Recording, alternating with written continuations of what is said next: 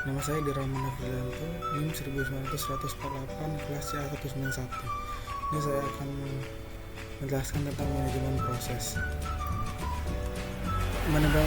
Peran sistem operasi di manajemen proses menyediakan mekanisme untuk proses sinkronisasi. Sistem operasi akan mengatur jalannya beberapa proses yang dieksekusi bersamaan. Tujuannya adalah menghindarkan terjadinya inkonsistensi data karena pengaksesan data yang sama, juga untuk mengatur urutan jalannya proses agar setiap proses berjalan dengan lancar. Lalu menunda atau melanjutkan proses. Sistem operasi akan mengatur proses yang harus dijalankan terlebih dahulu berdasarkan prioritas dari proses-proses yang ada.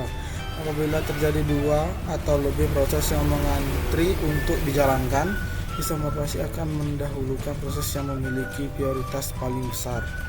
Lalu pengendalian proses. Kebutuhan utama pengendalian proses adalah SO, dapat dinyatakan dengan mengacu ke proses, yaitu saling melanjutkan atau interleave. Yang kedua, mengikuti kebijakan tertentu. Yang ketiga, mendukung komunikasi antar proses dan penciptaan proses. Lalu SO harus mengolokasikan sumber daya proses mengikuti kebijaksanaan yang ditentukan, atau maksimal suatu aplikasi memiliki prioritas lebih tinggi sambil menghindari deadlock. SO harus mendukung komunikasi antar proses dan penciptaan proses oleh pemakai sehingga membantu mengstrukturkan aplikasi.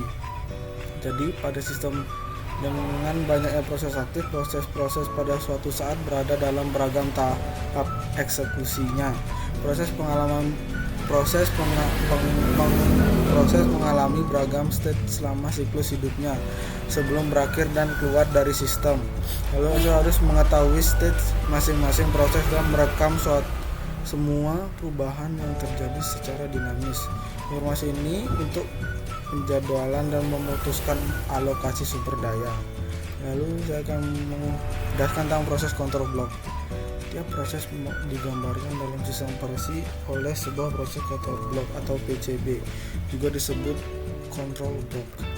PCB berisikan banyak bagian dari proses yang berhubungan dengan sebuah proses yang spesifik,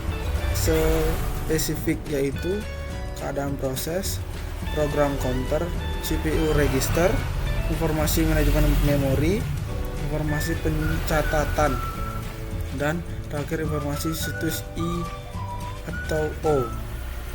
Lalu PCB hanya berfungsi sebagai tempat menyimpan atau gudang untuk informasi apapun yang dapat bervariasi dari proses ke proses. Lalu saya akan sekian dan terima kasih.